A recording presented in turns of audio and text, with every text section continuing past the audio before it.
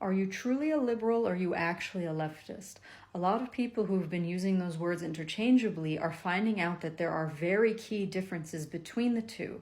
So I'm going to go ahead and show you where liberals and leftists fall on the political spectrum, and then you can use this information to figure out where you fall.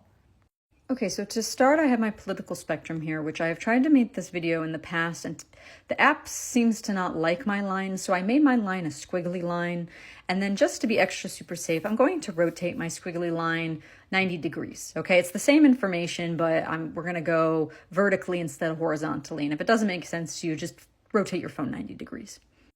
Okay, so American media loves to tell this story or tell you this narrative that you have two major political parties and both of those parties are on opposite sides of the spectrum. So you have your Republican Party on one side, which is, your conservative values. And then you have Democrats, which are on the opposite side with their liberal values. And then usually leftist is a term those words are used interchangeably. And so they're considered the same. But what exactly is really truly separating this spectrum? What is the defining difference between these two sides of the spectrum? It has to do with who you are writing policies for, which class of people, and which system you support. So in a nutshell, it has to deal with your support for or against capitalism, which will make this side the side of pro-capitalism, which capitalism gives power to the class of people who own capital or own assets. So it's giving power to people known as the capital-owning class or capitalists, while the other side is anti-capitalist, or in other words, socialist, which means that you are giving power or you are enacting policies that helps give power to people who build their wealth through their own personal labor, or in other words, to working class people. And so here's the thing.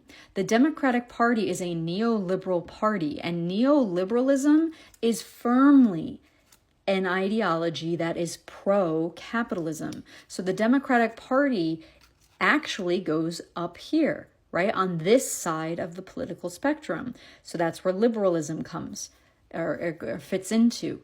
While leftists, what makes the defining thing that makes you a leftist is that you are not pro-capitalism and that you are anti-capitalism, pro-socialism. So you are actually on the opposite side of the spectrum. So American media, who do you think owns American media? Capitalists or working class people? They love to take this word and conflate it with this word, because when they do that, when they make you think that these are the same, it moves this up here. This now gets overshadowed, and so the average American citizen thinks that this is your entire spectrum, right? And you have two different sides when they're just not seeing the entire picture. And when people aren't seeing the entire picture, when people they want to be more or they consider themselves leftists and anti-capitalist, what they'll do is they will go ahead and throw their vote at this particular party, right? Because it is as far as they're aware, this is the farthest you can get on this side of the political spectrum. But ultimately, both of these parties, they are pro-capitalist parties, and therefore they are always going to serve this class. They don't serve the working class. They want to serve the class of people who own assets and enrich them, okay? And so when you have leftists down here, and if you go ahead and you keep people, what will happen is you'll have people who are anti-capitalist who will still go ahead and be like, well, I'm still going to give my vote to these people. But here's the thing. When this party has a choice, well, either of them really, when they have a choice between pushing this way towards this side of the spectrum or going this way, they will always choose inching their way slowly this way over time. Why? Because going this way gives them more power and does not threaten their interests, the interests of capital, okay? And going in the opposite direction starts to threaten their interests of who they serve, the capital-owning class. And they will never enact policies that threaten the interest of their class. The only time they ever give this class any sort of crumbs or peanuts is when these people start waking up to the whole game and start complaining about the real issues. And once they do, one of these parties will throw them a bone and be like, see, yep, I help you guys. But ultimately, they are helping enrich these guys, which these guys become rich off of exploiting the working class, right? And the richer they become, the poorer you become. And I can hear people say it now and say, like, if this is so great and wonderful, why does it have no serious political representation? Because you have to remember, most people don't know this. In fact, you might be one of the people who thought these two things were exactly the same thing, right? And again, when you think these are the two of the same thing, and these you think are the only two options that you have, you're going to throw your vote into one of them. But what will save us is education. It's waking up the working class to who is exploiting them and what is the reason for their misery and why everybody is getting poorer who is a working class person, while owners of capital have never been richer. Right? So when you educate people and onto the show them the whole picture, you're going to start getting people who are no longer going to fall for this game and realize that this is enough. I'm done with you, and leave them behind like you should have decades ago, and start supporting people or parties that are actively advocating for socialism and the working class. So there you go. Think about where you fall. Think about how you make your wealth. Do you build your wealth through owning assets, right?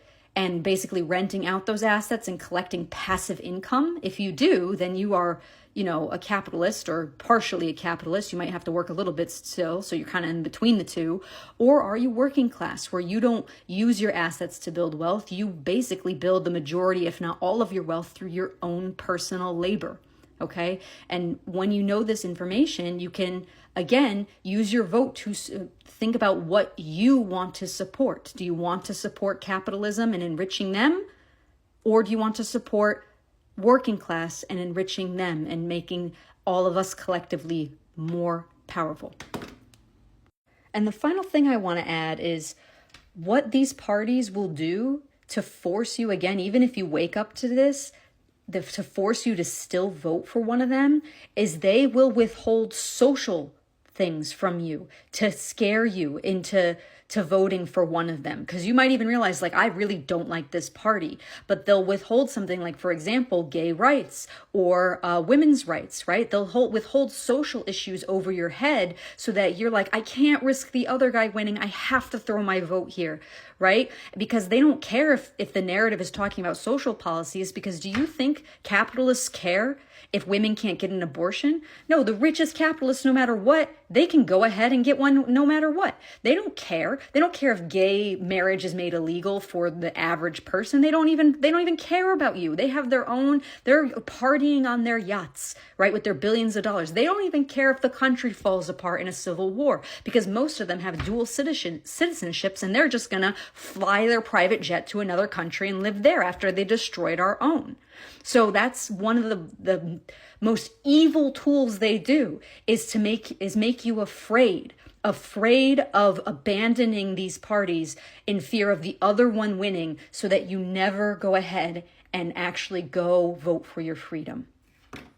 And final note, because I know I'm going to get the leftist that says you think you can fix this by voting. Voting is useless.